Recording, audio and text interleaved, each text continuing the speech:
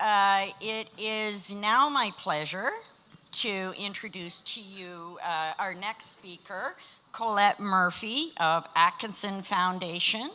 And Colette is a tenacious advocate for social and economic justice, a creative collaborator across traditional lines, and her career has spanned behind-the-scenes work on innovative poverty reduction, anti-racism, leadership development initiatives, as well as organizational capacity building and local economies. Obviously, the right person to be here to talk to this group today.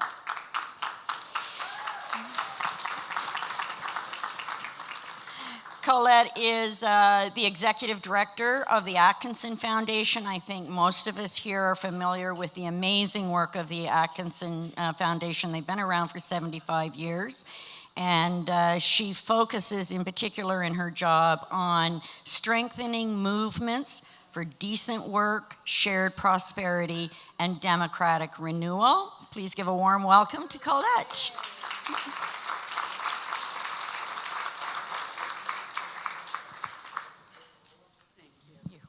You know what, we'll leave that one there. Perfect. You can take this one. Yeah, please. All right. Give me us a second, folks.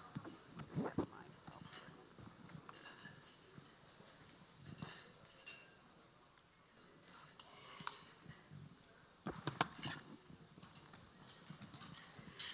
Thank you very, very much for that generous and warm welcome.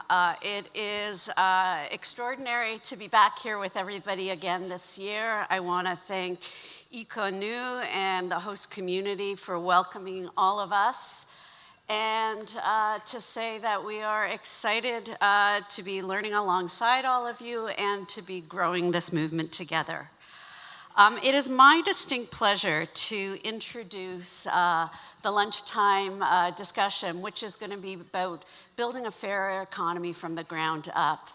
And I think we're extraordinarily privileged today to have two democratically elected leaders, city councillors in the room with us who are going to talk about their own experience in this process, along with a colleague who will be coming in via video. To my immediate left is Councillor Maeva Vilain, who, all right, give her a hand. From Jean Mance, one of the Plateau Montreal districts in Montreal.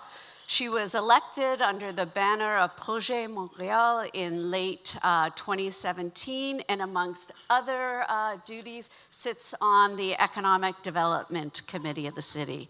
So a warm welcome to you.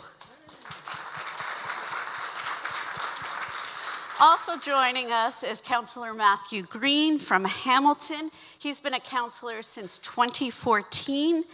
Matthew is known as a bit of a maverick and an innovator, I think, in Hamilton, helping the council to adopt an environmental bill of rights, to license payday lending loan outlets, and he's a strong advocate for affordable housing. And currently, amongst other duties, is the vice chair of the City Housing Hamilton and treasurer. Welcome. Thank you. Thank you. Our third colleague, who unfortunately couldn't be in the room with us today, but generously taped his remarks last week, is Councillor Matthew Brown from Preston, England, an area in northwest England that was hard hit by deindustrialization, the late 80s, 90s, and into the early 2000s. First elected in 2002, Matthew has since taken on portfolios that include community engagement, social justice, and policy. And he's probably best known for something that's called the Preston model, a new way of thinking about how we build local economies that put equity at the center of them. And he's going to tell us a short story about how this work really kicked off back in 2011 as a result of a very significant government cuts, an austerity agenda that came onto the scene in the UK, while at the same time in 2011 there was a massive collapse of an economic development project by a large company that was going to come into the community, and the 11th hour pulled out. So what we're going to do is we're going to start with Councillor Brown's remarks, and then the three of us are going to pick up the conversation, and then we'll open up the floor to all of you. I know because we're starting a little bit late, we're going to run over probably about 10 minutes, and so we hope that we'll make up the rest of the time throughout the day. So without further ado, I'm hoping we can roll the video for Councillor Brown, please.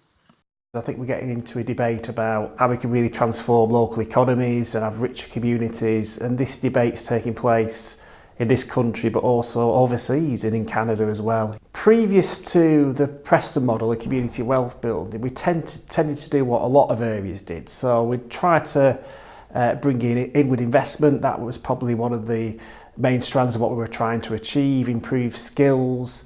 So we weren't really getting into the conversation very deeply about how to bring about systemic change. And obviously since 2011, when we were planning some quite major inward investment with the Tide Bond regeneration scheme, we had to think again, because basically we had a situation in which obviously government's cutting back, and also big business might not always be that interested in small cities like Preston, more attracted to central London and places like that. The principles are trying to keep wealth in the community, trying to create wealth as well within the community, and trying to work across a number of partners, mainly large public sector organisations, to build strategies where we have more democratic and resilient economies. What it looks like on the ground is that each of the anchor institutions have shifted the culture. So ourselves as a council, we're not particularly big, so we really bring this to scale if we're working across Preston with a number of organisations. So we've changed the culture to raise wage levels, to purchase locally, to invest locally, and to look at other ways to create more democratic economies, especially around trying to get involved in a cooperative bank within Lancashire, which we're leading on, but also expanding the cooperative economy and looking at investing locally through our pension funds. What that looks like on the ground is there's been £75 million that was brought back to Preston in 2016-17, and that has been repatriated to lots of local businesses here. So say for example our markets, which is a project that's worth around £5 million, about 80% of that went to local companies. We went around the other public sector bodies like the county council and the police and the colleges that we have here, and we tried to persuade them of the merits of getting involved in that. So that was some of the work in the first instance.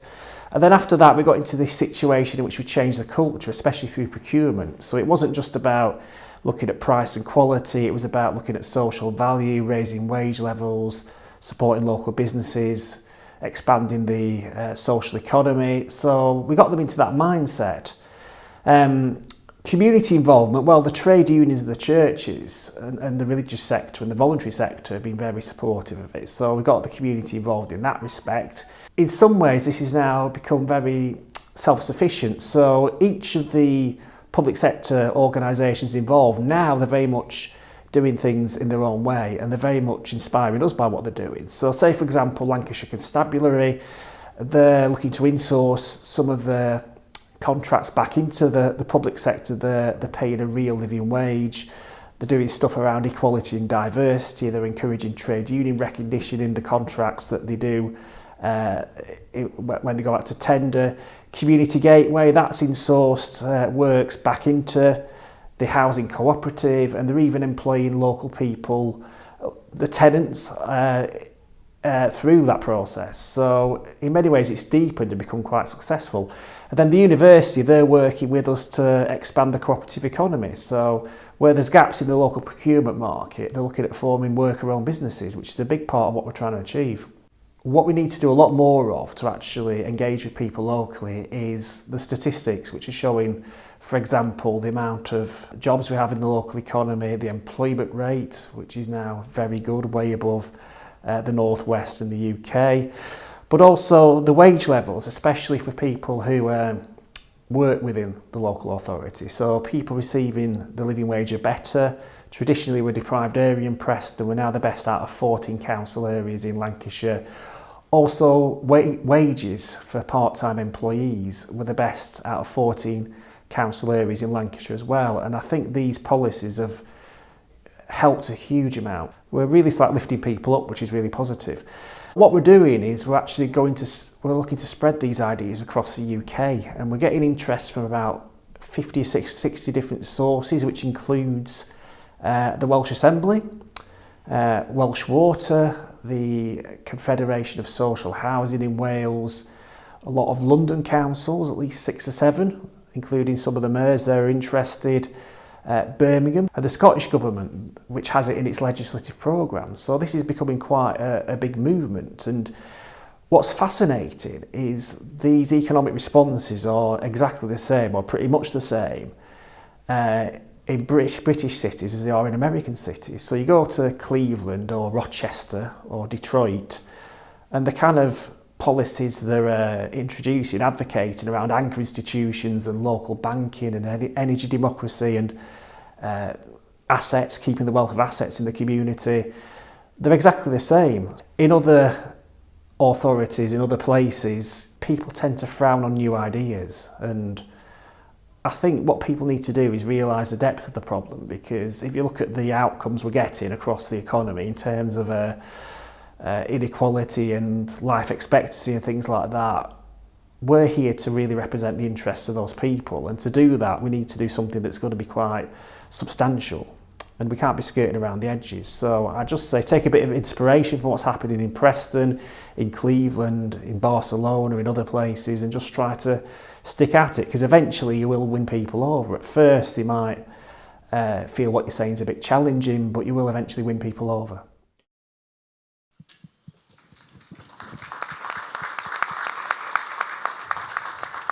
So Councillor Brown really wished he could be here with you all today, but the Labour Party's convention is going on this week, and so he has a quite significant role to play in that. But he hopes that he has an opportunity at some point in the future to be here with all of us in Canada in a conversation. So what I want to do is turn to my colleagues now and pick up that thread. Councillor Brown talked about how Preston's model got underway and kick-started. And I guess I wonder how your economic development story in your own communities are similar or different, and if there is a thread that resonates or an example that he spoke of that resonates with you and what you're doing in your own community. And I'm going to start with, I'm going to go this way first. Sure. Does that work? That's perfect. So for those of you who don't know, I am from the incredibly beautiful city of Hamilton, Ontario. We're located on the traditional territories of the Haudenosaunee and Anishinaabe people, governed under the dish with one spoon. And those Indigenous teachings teach us that we are to take only what we need and to leave the rest to be shared by others. And unfortunately, we haven't really learned that. So you'll know that my ward, my community is to Hamilton what Hamilton is to the rest of the country. And during the 60s and 70s, it was the industrial North End that provided the steel that would feed the manufacturing sector in this country, that would build this country. And by the time NAFTA came, we watched as our jobs were shipped not overseas, but to places in the South where they had lower wages, less environmental responsibilities, and of course, very low state tax. And so what that looked like for us was a shifting economy, an economy that was very much Rust Belt, one that we are now re-emerging out of and redefining what it looks like in our city. But I can tell you last week I was on a picket line at Mana. Workers have been locked out for 5 years there. Hamilton Specialty Bar was liquidated by a company called Bain Capital, a Mitt Romney company, a hedge fund out of the States. And so what we're seeing is that these international agreements under neoliberal kind of capitalist frameworks have left out an entire class of working people. And so we are now trying to find ways locally where we can reclaim our power and redistribute in our economy in a way that has a shared prosperity. So if I were to send you to our ECDev department, what you would see are the glossy brochures, the $1 billion of building permits, the cranes, the incredible appreciation of real estate. Our city is simultaneously one of the hottest real estate markets in the city, in the country, as well as a place of growing tent cities and informal settlements. So we have this prosperity, but it's not being shared by everybody. But increasingly, we are having residents reclaim power. Shout out to all the folks in the Community Benefits Network, and shout out to all the Power Lab folks. Hands up if you're from Power Lab. You guys are amazing. I love you guys, and I appreciate you, Colette, for bringing us here today. Maeva, do you want to pick up the thread of the story of Yes. Montreal and what's been I happening come there? from an amazing town called Montreal. And I will speak to you a bit about the story of my district that's called Le Plateau Mont-Royal. And it's a very central neighborhood of Montreal. And I'm sure that if you've come to Montreal, you've probably come to my district because it's like the coolest of Montreal. It used to be... I'm supposed to speak in French. Pardon. Alors, je vais vous parler en français. Donc, une des similitudes, c'est qu'on avait sur le plateau Mont-Royal un quartier manufacturier jusqu'à la crise du textile, donc dans les années 95, les premiers accords où le textile asiatique est en fait arrivé sans quota chez nous à Montréal. Je vais juste mettre une photo. Voilà. Alors, je vais vous parler de cet édifice précisément, puis de ses transformations, puis surtout ce que je veux que vous compreniez dans l'histoire, c'est comment est-ce que les citoyens ont eu une influence sur l'histoire de cet immeuble. Donc, ces immeubles-là étaient des immeubles mixtes, manufacturiers, mais aussi où travaillaient les gens dans le secteur du textile. Après le départ des entreprises du textile, ce sont beaucoup d'artistes qui se sont appropriés ces locaux. On s'est rendu compte au début des années 2000 que c'était probablement la plus forte concentration d'artistes dans tout le Canada, et ça crée beaucoup d'effervescence dans le milieu artistique d'avoir autant de disciplines différentes et autant d'artistes. À peu près en même temps, dans les années 2000, les gens du Myland, de ce district-là, se sont mis ensemble et ont fait un immense forum citoyen avec systématique le logement, le transport, l'économie, les arts et l'environnement. Et il y avait 6 journées, il y avait à peu près 150 personnes par journée. Ça s'est terminé avec un grand forum et cette volonté de garder du logement mixte, de garder les artistes, de verdir et d'embellir leur milieu. Et en fait, un de mes collègues qui est encore conseiller municipal sur le plateau aujourd'hui était un des citoyens de ce comité de citoyens. Et ce qui est intéressant, c'est que les six priorités ont été ses priorités de travail à lui depuis, il commence aujourd'hui son 3e mandat. Donc de voir vraiment le lien. Quel impact ça a eu sur ces immeubles? Cet immeuble a été racheté en 2011 pour 35 millions de dollars. Puis 3 années avant, il avait été acheté à 5 millions de dollars.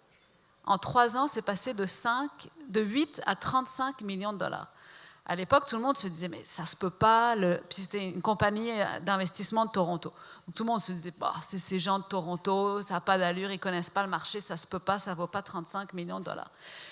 En fait, en parallèle, à partir de 1997, au niveau du gouvernement du Québec, il y a eu des gros programmes d'investissement dans les jeux vidéo et Ubisoft s'est installé à 3 rues de cette bâtisse que vous voyez là. Beaucoup d'ingénieurs ont été engagés. Aujourd'hui, c'est le plus grand studio de jeux vidéo au monde. Il y a 3200 personnes qui travaillent là. Donc, ça a créé une immense demande d'espace pour des bureaux.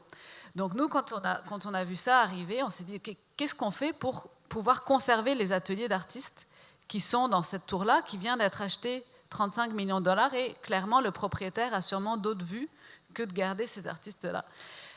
Donc l'élu qui venait du comité de citoyens, qui était très conscient de l'importance de garder des ateliers d'artistes, on a travaillé très fort au niveau du zonage. Ça, c'est un des leviers qu'on a au niveau municipal, mais le zonage, en général, c'est pour un édifice. Donc il aurait fallu changer tout le zonage d'un édifice. Là, on a été très créatifs, on a poussé nos services d'urbanisme à être très créatifs et à créer du zonage par étage, et on a zoné 200 000 pieds carrés ateliers d'artistes Ça s'est fait avec la ville de Montréal, avec le gouvernement du Québec, et on a ainsi pu conserver 200 000 pieds carrés pour les artistes. Puis je vous dirais, c'est vraiment né de ces comités de citoyens, du constat de cette situation et de cette volonté citoyenne qui est remontée, des élus qui ont ensuite poussé les services à être créatifs, à leur dire trouver un outil juridique pour conserver ça. Les autres aspects sur lesquels on a travaillé, donc au niveau du logement, on a la politique d'inclusion au niveau de la ville de Montréal, c'est pour les bâtiments de plus de 100 logements. Nous, on l'a réduit sur le plateau à 5 logements. On a bâti des coopératives de logements aussi. Et donc au niveau industriel, on a gardé de la mixité. Et notre défi aujourd'hui, c'est au niveau commercial. Comme vous le savez, dans certaines villes, les loyers commerciaux ont énormément augmenté, ce qui fait que les petits commerçants qui donnent des services directement aux citoyens autour se retrouvent pris avec des gros loyers. Ça a un impact sur le prix de ce qu'on achète, donc c'est un gros défi aujourd'hui dans mon quartier. So I think this is a really interesting story modeling the principle of community wealth building. Like, how do we root assets in a community, and how do we ensure that as neighborhood changes, something like Plateau Montréal, that the people who have been there, who have built the character of the community, can actually stay and continue to live and thrive while gentrification pressures continue. Matthew, I'm hoping that you could maybe tell us a story about, how the community is getting organized alongside city councillors like yourselves in a particular project that has to do with infrastructure dollars flowing into the city around the LRT. Yeah, no, I'm happy to start there. I'll preface it by saying I actually cut my teeth in a community conversation around the privatization and the modernization of casinos. They wanted to put an inner-city casino smack dab in one of our most low-income neighborhoods because they recognize that proximity and problem gambling go hand in hand, and they were getting most of their profits from there. So back in 2012, we started this conversation around what does development, appropriate, sustainable urban development look like for our city? So as citizens, we got together and built a coalition. I subsequently recognized that I was tired of going hat in hand to council to do the right thing. So I put down the bullhorn temporarily and the placards and ran and brought this model alongside my own mandate, my own platform. So fast forward to now, we have been awarded $1 billion LRT contract in our city, which of course has an incredible opportunity for 5,000 jobs and numerous other associated benefits that are traditionally allocated to building trades, labor, and these multinational consortiums. And so through the support of Alejandra and the Atkinson and many others, we have begun a very robust conversation around community benefits. Now in Toronto, it's something they've been doing for a long time under a provision of the Planning Act called Section 37, which allowed councillors to negotiate on behalf of their communities for benefits outside of the development. So it'll only be cash in lieu for certain things. I believe that big infrastructure projects, whether it be transit or anything, have a tremendous impact on communities one way or the other. And so we have to recognize that when we bring in these types of projects, they have beautiful benefits and they also have unintended consequences. And so for municipalities, the game is that we only can generate revenue through two major sources: property tax assessment and building permits, which means our revenue model, the entire system, is set up on forced appreciation, which inevitably leads to displacement. So how do we have a conversation that would provide for affordable housing to be a part of the community benefits, where we see this government agency at arm's length, Metrolinx, buying up 80 properties, 50 of which are in my ward. They're hoarding land. We know there's going to be a surplus of that land when the project's done. What are they doing with that? What covenants can we put in to ensure that people have tenure? That just because you're a renter doesn't mean you don't have a right to your community. So tapping in with, and it's a beautiful thing in Hamilton, and I can't speak to other communities, but this is a really interesting place where we have labor, building trades, we have social justice, economic justice, and environmental justice folks all coming together to organize to make demands on the proponents of these consortiums. Now, the challenge is that these arm's length governments are set up specifically for that reason, which provides a little bit of political buffer between the deciders and the community. And we're facing, the chaos that is Doug Ford. So we don't know what's going to happen. But what I do know is this, that in Ontario, they have changed the Planning Act away from an appeal body that was called the Ontario Municipal Board to a local body called a Local Planning Tribunal, which has given communities a tremendous amount of more power, perhaps than residents even know about. So now you have the ability to organize, to lobby local politicians, and municipal councillors were fairly simple. You pack the room, you put enough pressure on, and there's very few that are going to vote against their communities. And you can get a tremendous amount done. So it's really about defining the terms of what sustainable urban development looks like, who it's for, and who it benefits, and making it about a shared prosperity.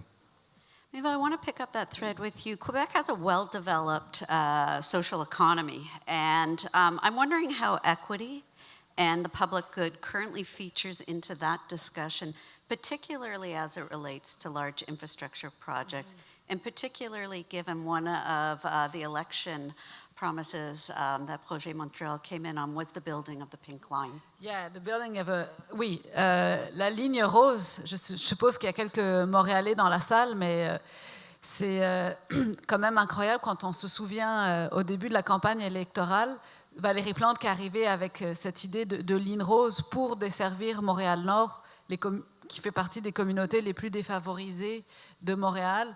Puis son adversaire politique à l'époque qui lui riait au nez en lui disant « Mais voyons, votre ligne rose avec vos lunettes roses, vous rêvez, c'est absolument impossible. » Et je trouve qu'on voit ici à quel point c'était une idée qui venait de militants, de gens qui étaient proches des groupes communautaires, d'urbanistes, qui voyaient l'importance d'avoir une infrastructure qui ne profite pas seulement aux classes moyennes favorisées des banlieues, mais qui aillent à ce niveau-là.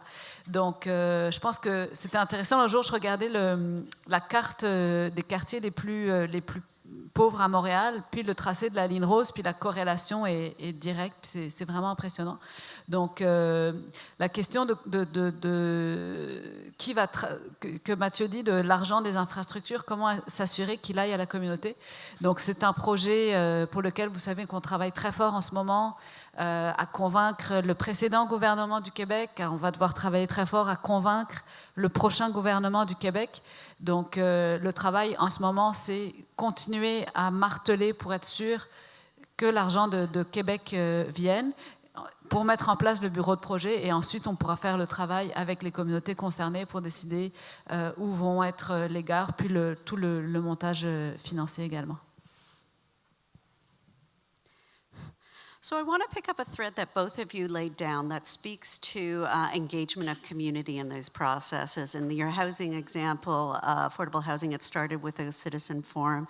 And Matthew, you've talked about how to democratize the process with community. And certainly Matthew Brown from Preston spoke about at the starting point on their journey, they reached out to labor, they reached out to the churches. We know this is hard work though. We come from different cultures. I don't know how much, could I get a hand of how many folks from labor are actually in the room today with us? There, okay, Mark over in the corner. Shout out to Mark. Shout out to Mark. So I'm wondering if you could, both of you could talk a little bit first about the challenge. How do you work cross-culturally? Because in many ways we don't talk to each other, but we know in both the kind of large-scale projects that we've just been talking about that are going to probably be built by skilled trades, to the smaller scale projects in our community. We want to be able to knit together different voices during different constituencies. Both, what are some of the challenges and what's the capacity that we need as community economic developers in this room need to do to step forward into that space and to lift up that conversation? Okay, I will show you another picture if I manage to. Okay, so you speak about space. So this is Oui, ça c'est l'Institut des sourdes muettes sur la rue Saint-Denis, donc qui appartenait au gouvernement du Québec jusqu'à récemment, et il a décidé de transférer la propriété aux mains de la ville de Montréal.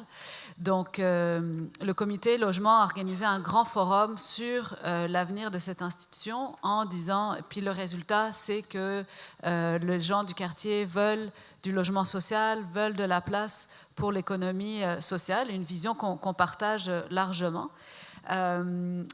Après, c'est 27 000 mètres carrés à l'intérieur, 20 000 mètres carrés d'espace de stationnement. Donc là, il faut qu'on adresse la question du financement. Nous, on veut travailler avec les groupes communautaires, on va faire du logement là-dedans. On sait qu'il y a du financement disponible pour le logement.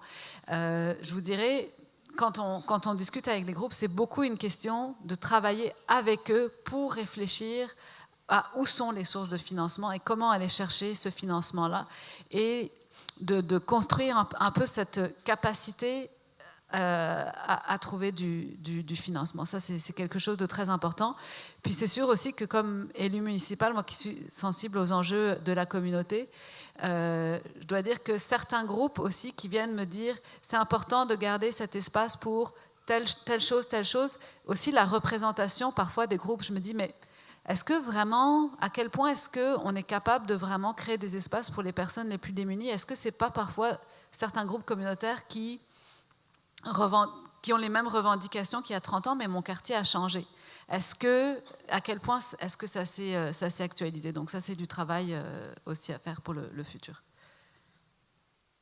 Some fantastic points, and I appreciate how you've been bringing in the examples. If I could maybe pull it back a little bit, because this is something I've actually been struggling with. So full disclosure, I'm actually not seeking re-election at the municipal level. Some of the complex problems that I've seen are going to require a different approach. And what I mean by that is an assessment of kind of who you have power with, who you have power over, and who has power over you is a frame that I know folks in the Power Lab, you spent some time chatting about that, and it's something I certainly do as an organizer. And what I've recognized is that fundamentally, I go back to this, there's a huge portion of the population in this country who've been left out of the economy, just completely left out. And so when you have that type of fear and anxiety, then it can easily become hatred. And in that space, we've seen this kind of right-wing agenda capture the conversation of the role of government, i.e. government is bad, it doesn't play a role, that the market's going to solve everything. And I'll challenge even some of the language here at the conference. The market is not benevolent. And there is not enough space and resources in this room or across the country to solve social issues. That I believe fundamentally the government has a direct role to take care of the core needs of everybody in this country. Yeah. And so, with that being said, we have to challenge the notion of what we're rewarding. Do corporations have a social responsibility? You're damn right they do. They also have a responsibility to pay fair taxes. And that with fair taxes, we can build houses, and we can provide infrastructure, and we can make decisions locally, and we can democratize not only our democracy, which has a huge gap, by the way, but also our economy. Right? Like the saying goes, don't tell me about your politics, show me your budget. So what does your local budget say? Right? How is your tax dollars being spent? Where do those transit lines run? How do your planning principles economically segregate people? Right? And so, for me, the question is put, how do we have these conversations? I think this room has a tremendous impact to be able to go back to their communities and don't just take on how you're going to provide a market solution to a social problem, but provide advocacy that forces government to do what it is they are supposed to do. Government ought to be a force of good in this country. So I want to push on that just a little bit. I mean, we're talking about, as Matthew Brown from Preston said, about democratizing the economy. It's about shifting culture ultimately. And certainly at the Atkinson Foundation, we believe deeply that those most affected by issues and historically disadvantaged and marginalized from the economy not only should be consulted in the process, but actually should have a seat at the table where decisions are being made that impact their life. Give me one example of what that looks like in Hamilton and one example of what that looks like in Montreal. Sure. So, I'm going to be fully candid. This is the great thing about not running for re-election, although I'm pretty honest on this. Government has a funny way of making people feel included, but actually not giving power. So the Liberal government, and I'll be partisan for a moment, is expert at consultation. They will consult and consult and consult, and we're seeing this now with the Indigenous file as it relates to the pipelines, and actually a legal definition of what that means. Are you note-taking with a preconceived plan in place, or are you actually taking input from people? So I think that there's a huge opportunity for us to really recognize how those mechanisms go. But in Hamilton, I am very interested in seeing, particularly not just on LRT, but for community benefits to be the way forward for sustainable urban development, right? Urbanism is not progressivism. Let's be clear about that. That we need to be very definitive in how we define how these decisions are made. And if they're being made by developers, then we need to force them to go beyond a 5 or 10% inclusionary zoning. But one example, because I know you guys have done this on the ground, something concrete that everybody in this room can grasp onto. Could it be about the housing, rent strikes? I mean, give us one thing. Give us one thing. The best stuff does not come from government in our city. The best stuff comes from the front lines. And where, the population was tired, the residents were tired of having people do the right thing, they actually started to use the mechanisms within law to challenge these REITs, these real estate investment trusts, these multinational companies that are coming in to convert apartments into condos. And they just stopped, they've started to withhold their rent. And this is a very direct action that is having, I think, a national perspective, and it's certainly borrowed by the folks from Parkdale who started this some time ago. So if anything, we're showing solidarity with other marginalized communities across the country now.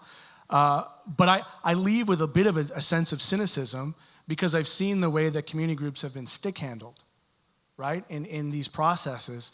They need to be embedded into procurement, not an afterthought. It needs to be weighted as a way where if a decision is made and a consortium is going to be doing $1 billion project, that there has to be, that people need to be at the center of that decision, not the periphery. Thanks. So, yeah, sorry if I wasn't more concrete, but I am carrying a slight sense of cynicism as the fellow who came up in the panel before me. Ok, mon exemple va être très concret. Alors, vous allez avoir différentes façons de le voir, mais dans mon district, il y a beaucoup de personnes en situation d'itinérance d'origine inuite. Et nous avons un centre pour itinérants qui sera fréquenté, on le pense, beaucoup par des personnes d'origine inuite. Je participais au comité d'implantation de ce centre. Aucune personne autochtone autour de la table. J'étais comme... Je me suis assurée la fois d'après qu'il y ait une personne du réseau autochtone autour de cette table. Ça a changé la dynamique. J'ai été appelée ensuite par des commerçants au sujet de ce problème-là. J'aurais dit, OK, je vous rencontre à une condition, qu'il y ait une personne du réseau autochtone autour de la table. Ça change beaucoup la conversation. Donc, je pense que dans mon quartier est spécial. Je pense que des gens de Toronto vont être assez jaloux. Pour 100 000 habitants, nous sommes 7 élus locaux. Donc, moi, je suis sur le terrain tout le temps. Je suis tout le temps avec des groupes. Je connais des gens, je peux faire des maillages. Mais je pense que c'est ce qu'on voit dans cette salle. Ça commence comme ça aussi. Il faut se mettre ensemble, il faut s'assurer. Puis j'entends souvent ça, de se dire, OK, qui est autour de cette table? Est-ce que ça fonctionne? Est-ce qu'on représente tous les âges? Est-ce qu'on représente tous les sexes? Est-ce qu'on représente les personnes dont on parle? Donc, voilà, mon exemple concret. So I just want to, just for folks who didn't get the benefit of the long arc of Matthew Brown's story in Preston, I want to tell you sort of 3 key things from Matthew that I think he'd want me to put into the room. First thing, in 2011, their starting point into this journey to transform their economy fundamentally was around a living wage policy. And I know some of you in this room have been part of that process in your own communities, but it was the municipality taking up that call and saying, we have to model for the rest of Preston. And again, this is a very, at the time, very poor, hard hit community. So that's number one. The second thing they did was they went to the big anchor institutions, the big public sector institutions in their community. They knocked on their door and they said, hey, we together are buying a lot of stuff, but all of the benefit from what we're buying, millions and millions and millions of dollars, whether it's in building, whether it's through professional services, is leaking out of our communities. And so over a process of 7 years, as Matthew said, in 2016, 2017, they were able to repatriate $75 million back into the community a year because they started to say, what are the businesses in our community that can do this work for us? Or what are the businesses we need to build locally? And so right now, one of the things that they're looking at as a really key priority is worker-owned cooperatives, because they don't only want to repatriate the money back into the community, they want it to be structured in a way that it's democratically owned. The people who are doing the work actually have a stake in the economy, because as Matthew and many others say, it's not enough for people to get a job. That might lift you out of poverty, but it's not going to keep you out of poverty. It's about having assets that are rooted for individuals and for the community locally. So I think, he would want folks to know it's like my colleagues here are saying, it's not a mystery. It's starting with one thing and then building on it and asking each other a set of questions about what can we do with what we have, as opposed to how are we looking out.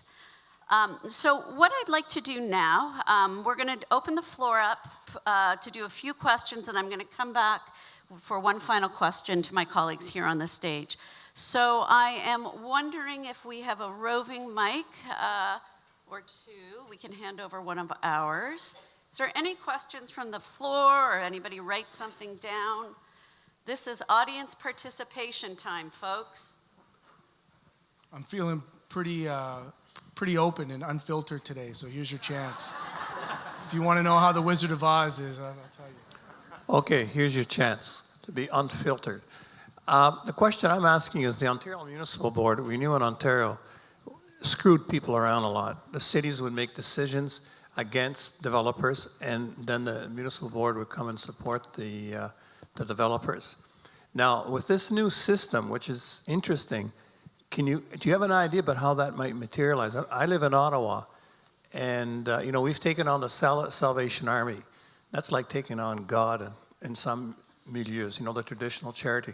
They wanted to build, I think it's 250-bed hospice in a working class neighborhood. And people are opposed to that type of thing. Plus, so the city fought it. No, the city accepted it, and the citizens now are going to appeal it.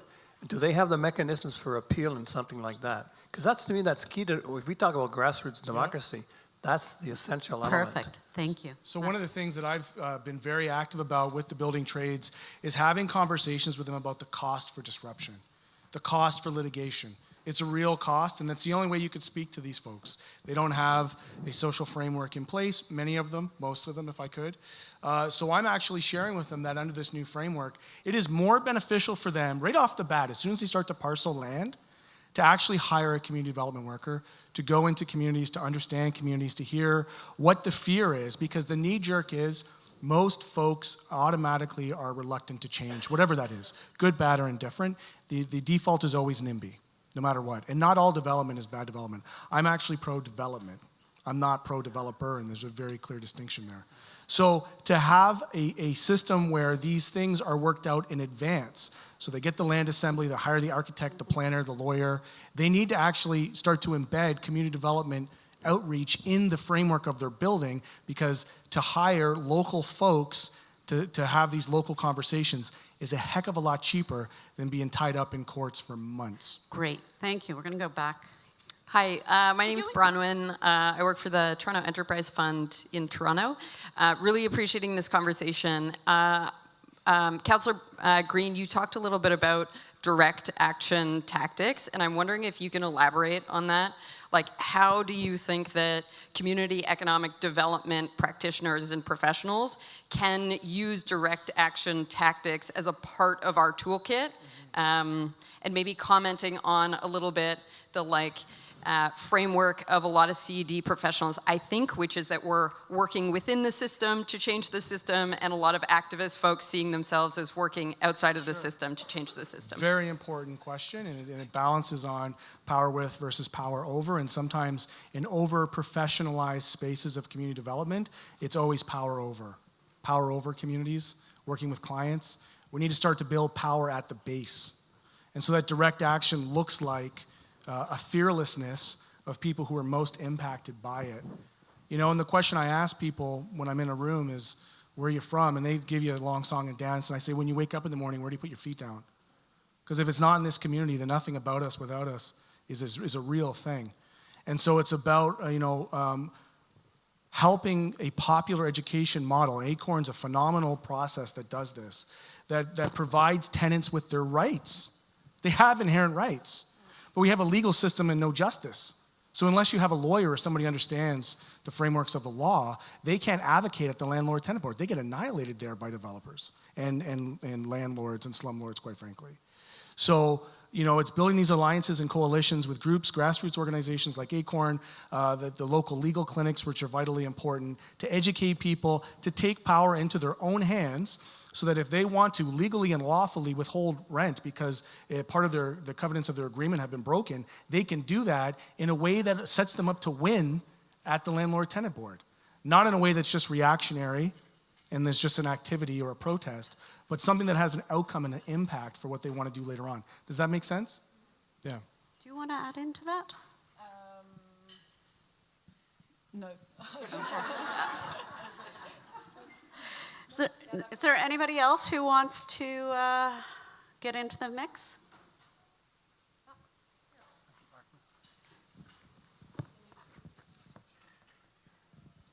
Hi, my name is Michael, and I'm a public policy coordinator in Manitoba for CCEDNet. I have a lot of experience, both working with our labor folks in the city of Winnipeg and love the labor movement there, and also with community folks, and we have, I think, a lot of disagreements and sort of separation between labor and quote-unquote community. So maybe building on that last question is, how do we help bridge that gap? Because I think our QP local at the city level could be really strong allies for some of this work and isn't right now. So how do we bridge that? Okay, I have a good answer.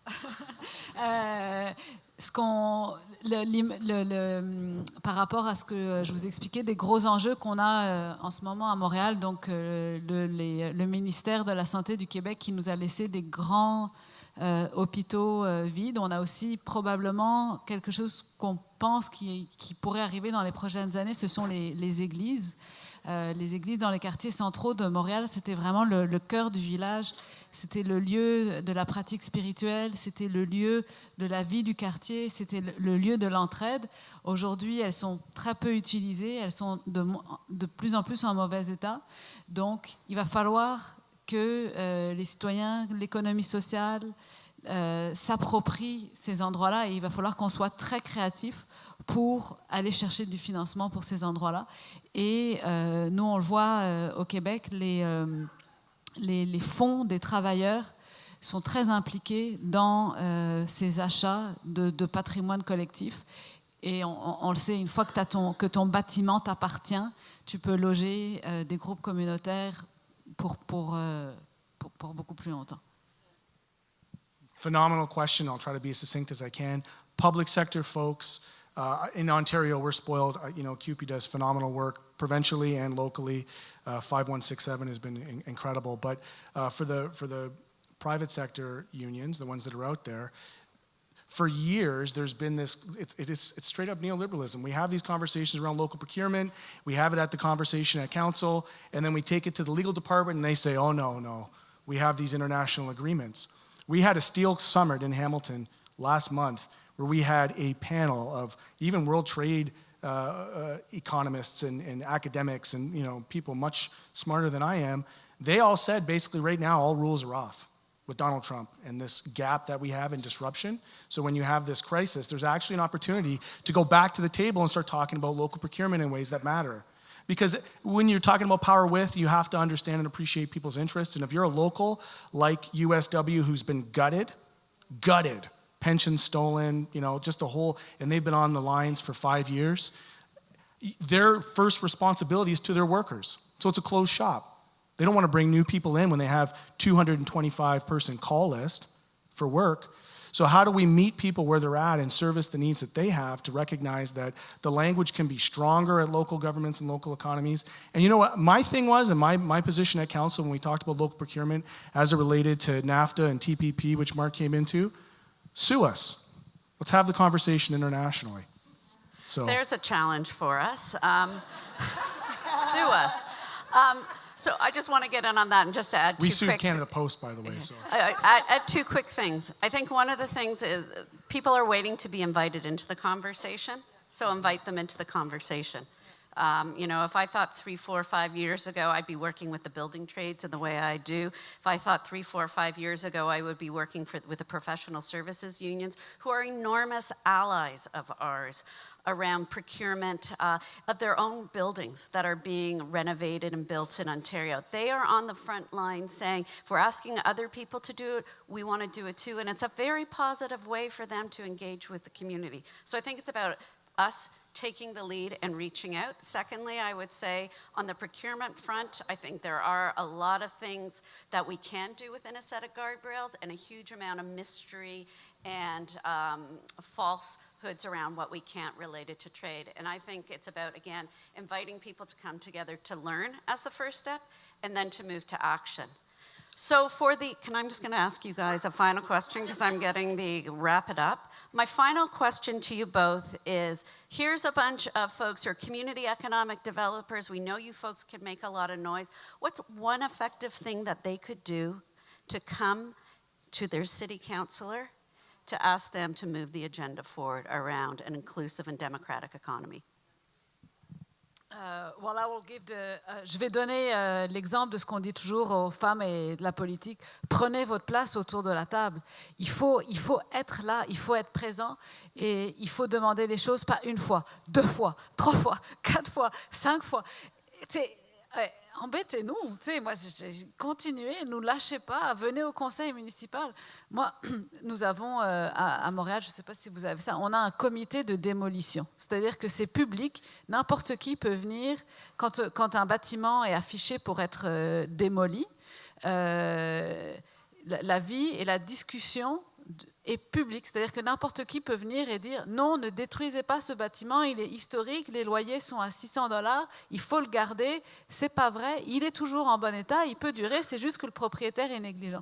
Personne ne vient au comité de démolition. Il faut être présent au conseil d'arrondissement. 1 fois par mois, vous pouvez venir rencontrer vos élus. Mon conseil d'arrondissement, c'est beaucoup de gens qui ont une voiture puis qui n'arrivent plus à garer leur voiture. Il vient 1 fois, 2 fois, 3 fois, il n'arrive pas à garer sa voiture.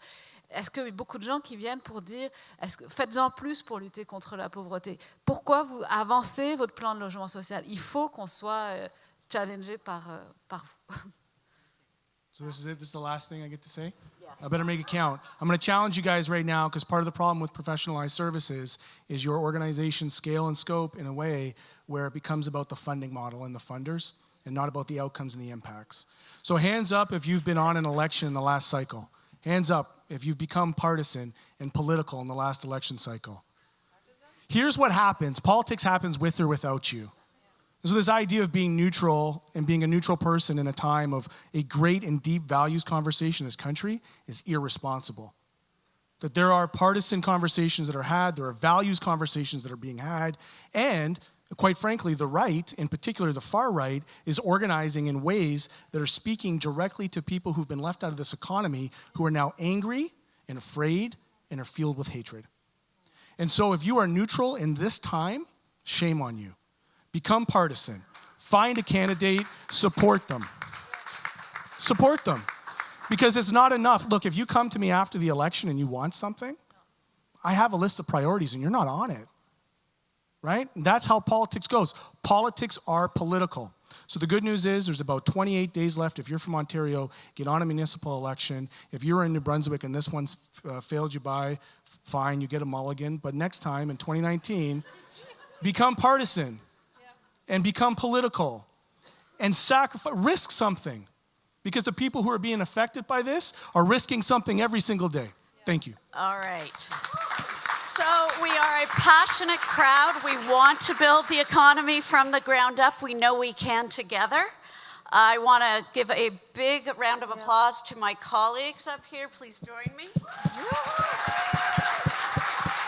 And to thank, again, EconoUs and CCEDNet for having us here today. Thank you. And thank you to you so Colette, much. the Atkinson Foundation, the Power Lab. You guys are dope. Bravo.